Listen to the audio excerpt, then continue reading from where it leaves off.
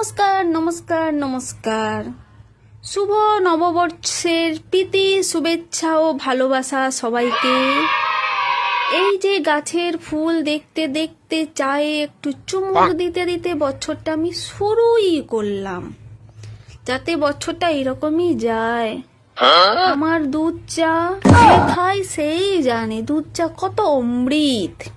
যে খায় না এখন নিন্দাই করতে থাকে, দুধ চা ভালো না ভালো না ভালো না।